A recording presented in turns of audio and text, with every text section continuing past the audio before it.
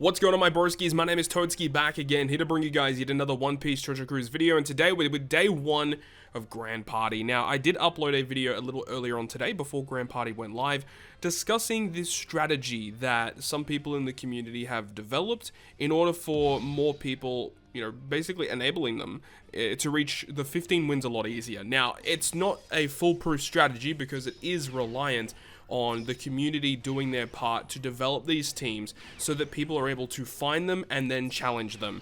So even though you're seeing here, the 3 battles that you see in this video are me basically implementing this strategy and getting it to work effectively, and that's all good. But the issue really stems from finding the opponents, because it is still random. If you don't find the right opponent, you're still going to have to resort to something else, which isn't the end of the world, because as we said, with this strategy, we're able to have a relatively high combat power still, and if you need to opt to go to a different team, you can do that, and when you go into your matches again to find another opponent, you can swiftly switch back into this strategy as the combat power is relatively comparable. And that's the whole reason why this strategy actually works. And it is kind of cool as well, because a lot of the people that have started doing this strategy already are people in the community. So I've been able to actually fight a lot of the people that are in the subreddit Discord, in Stump's Discord, in my Discord, which is really cool. I absolutely love that. So, it's really cool when you get the opportunity to meet, someone that you actually see around in the community. So we just really need to push this strategy to more people so that we can get more people, more wins, more effectively. It's pretty simple stuff, right? But of course, I'm opting to use my boy, Mr. Slam Jam Katakuri, as the captain, as the GP lead. Remember that when you do use this strategy, you want to make sure that your GP lead is something that doesn't even have a GP leader skill or anything like that, as it enables you to basically identify which individuals you're coming up against that are actually adopting this strategy.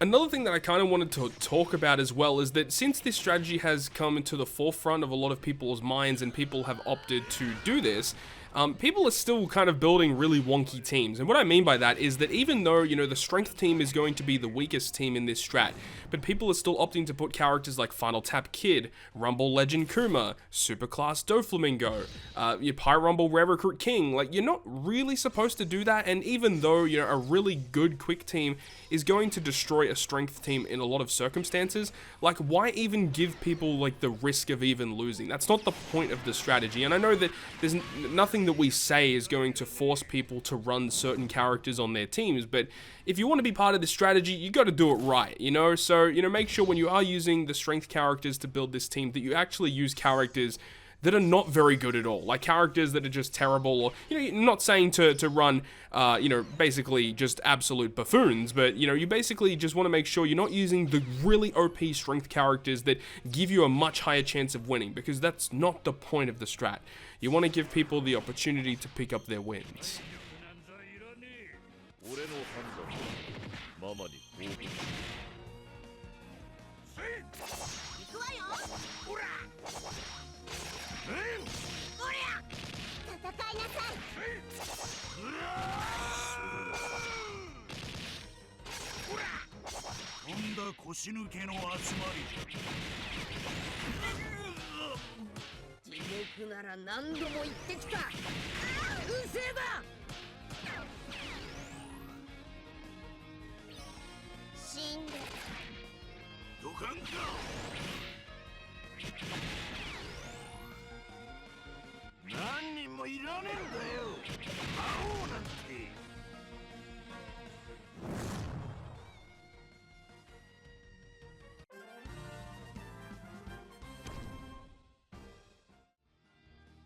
Moving on to the second match here, we're once again using the exact same team, but the team that we come up against actually find Babby, which I believe I've seen around in my Twitch chat a couple of times, but he's using Rumble Rare Recruit Kobe as the lead, which is just really funny to see. And that's really cool. You get to see people's identities almost, come through with which characters they select as their GP leaders, which I think is really cool. So opting to see, we see Kobe as the lead, but you do see this strength team, and it does have Final Tap Kid on it. Now, I personally wouldn't suggest to put Final Tap Kid on the strength team, as some things can go out of whack, RNG can happen, and you can just lose because of Final Tap Kid. In a lot of circumstances, if you're running a relatively good quick team, you're not really going to have to deal with that anyways. But why give people that risk in the first place? I do think you shouldn't be running characters such as that. You know, there's a lot of other strength units you could be using aside from Final Tap Kid. I know that the temptation is there to run as many good characters as you possibly can, but it's just not the thing to do for the strength team.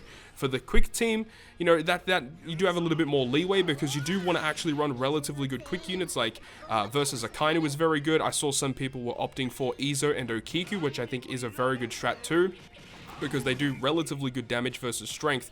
But they also have a rumble ability that can debuff strength characters too. I think Izo Okiku is a very fine choice. Tezora for some more CT. Sugar is probably one of the characters most people are going to use on their quick team versus strength, as it provides a lot of good buffs in the early game for quick, allowing you to use your specials very quickly, as well as also debuffing strength characters. I think Sugar's a really good choice. But then of course you get to your Dex team, and for the Dex team you can legit run whatever you want at that point. You can run just like super OP units. You don't even realistically have to run, you know, a Dex team per se, just as long as it is a team that, you know, it's an 8-man team and it beats a quick team. As long as the 7-character team is going to be quick and the 6-character team is going to be strength, just so people know what's going on and they know what to take on, what to challenge, and how to defeat the opponent. That is the most important thing here. But the overarching thing you do have to keep in mind as well is the fact that you need to make sure that the team has relatively high combat power so that you're able to switch between normal teams and this team if you need to do that, but also having the ability to actually find opponents, because if you build this strategy and the team that you have has really low combat power, then it actually won't help at all.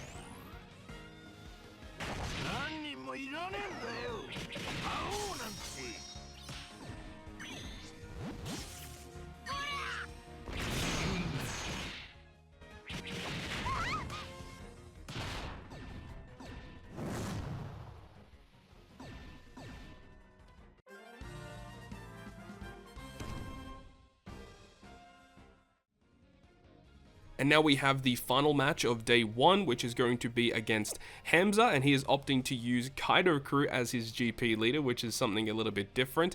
Kaido Crew is an interesting character in Rumble. He does have a special that can do damage through defense, but to be honest, even though, you know, Kaido Crew is a dual unit, it doesn't really make that much of a difference because the rest of the team don't synergize super well with Kaido Crew, so it doesn't actually make that much of a difference even if this character has a damage through defensive special.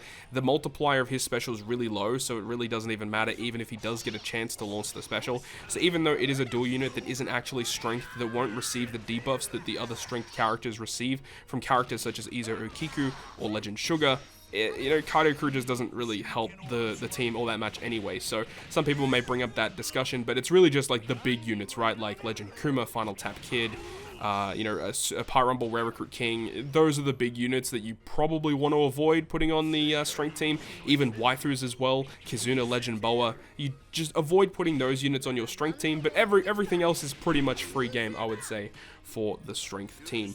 But, you know, there's actually really not a lot to discuss at this point. All we really need to discuss is the fact that I hope that more people are adopting the strategy, so that as we go into day 2, day 3, and etc., that we're able to find more and more people that can use this type of team. And it is going to be the important thing moving forward, because if a lot of people aren't doing this, then this strategy just won't work, right? It all comes down to you guys in the community in order to adopt this strategy. And day 1 is the best day to get into it. Remember, guys, you want to get this done at day 1 so that you can get all of your refreshes done. You can get infinite refreshes to find the right opponents, and the more people that do this in the first couple of days, the easier it will be to find opponents that are also using this strategy. So make sure if you want to be part of this, set up your teams correctly. You know, either follow what you see in this video or follow my previous video discussing it, and get started, because this is the day to do it on day one. So that is going to wrap it up from me. Thank you so much for watching the video, and if you guys did, make sure to go ahead and leave a like. And if you want to stay up to date with all the content I post on my channel, including more One Piece Treasure Cruise content,